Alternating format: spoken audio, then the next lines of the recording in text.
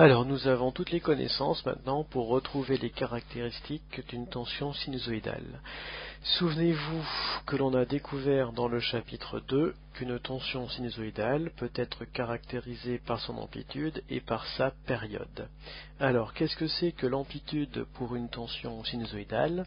Eh bien, c'est sa valeur maximale, c'est la tension maximale qu'elle atteint. Donc ici, selon l'axe ordonné, on a l'axe des tensions. Donc la valeur maximale de la tension, on la trouve au sommet de la courbe. Donc sur le graphique, c'est sur les 3 points qui sont là. Et sur l'oscilloscope, la tension maximale, on la trouvera ici. Donc c'est la valeur maximale de la tension. Comment allons-nous faire concrètement pour trouver cette valeur de la tension? Eh bien, on va regarder sur l'écran le nombre de carreaux qu'il y a entre l'axe horizontal et le sommet de la courbe. Donc ici, je vois qu'il y a 2 carreaux. Alors, on va regarder aussi la valeur de la sensibilité verticale sur le gros bouton bleu ou le bouton jaune, ça dépend de l'oscilloscope que vous allez utiliser. Donc là, c'est 5. Alors, qu'est-ce que ça veut dire?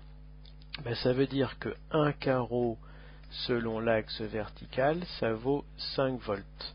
Donc si un carreau, ça vaut 5 volts, et que j'ai 2 carreaux, j'aurai donc une amplitude, une valeur maximale de 10 volts. Alors, on peut multiplier la valeur, pour trouver concrètement, on peut multiplier la valeur de la sensibilité verticale, donc ici 5, par la valeur de la déviation sur l'écran ici 2, on fait UM égale S fois D, donc 5 fois 2, ça fait bien 10 volts.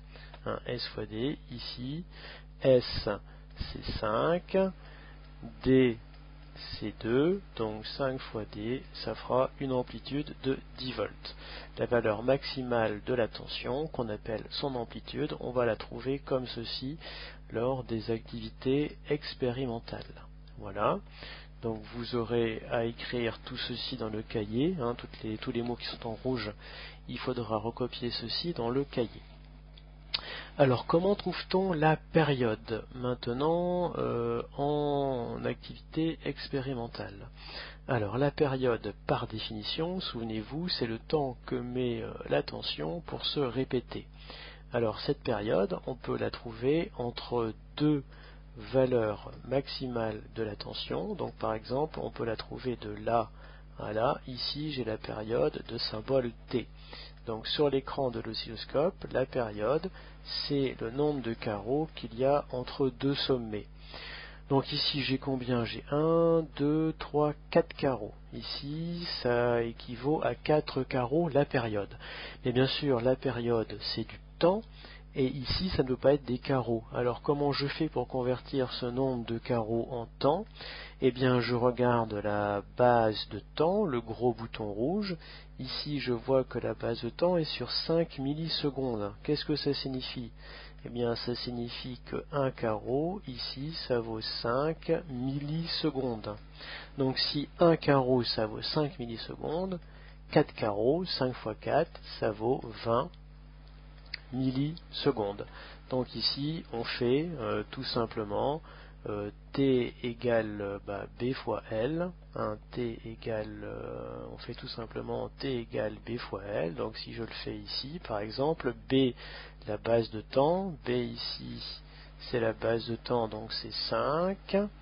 Et ici, L, qui est ici, c'est la longueur entre deux sommets. Donc ici, L égale 4. Donc 5 fois 4, ça fait 20 millisecondes. Donc ici, la période est de 20 millisecondes. Voilà comment je trouve la période sur l'écran de l'oscilloscope. Je connais la période, je connais l'amplitude. Vous écrirez tout ça dans votre cahier, comment on trouve période et amplitude sur l'écran de l'oscilloscope. Et la fréquence, c'est quoi?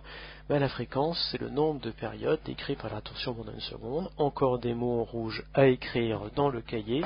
Et bien la fréquence, on va tout simplement la calculer grâce à la période avec la formule F égale 1 sur T. Donc on va appliquer cette formule. F égale 1 sur T, mais attention, T, la période T dans ce calcul doit être en secondes. Donc si vous avez la période en millisecondes, il faudra convertir. Souvenez-vous que 1 milliseconde, c'est 10 puissance moins 3 secondes. Voilà. Nous avons ainsi découvert comment trouver les caractéristiques d'une tension alternative sinusoïdale avec l'oscilloscope. On est capable de mesurer sa période, son amplitude et retrouver sa fréquence grâce au calcul. Bien.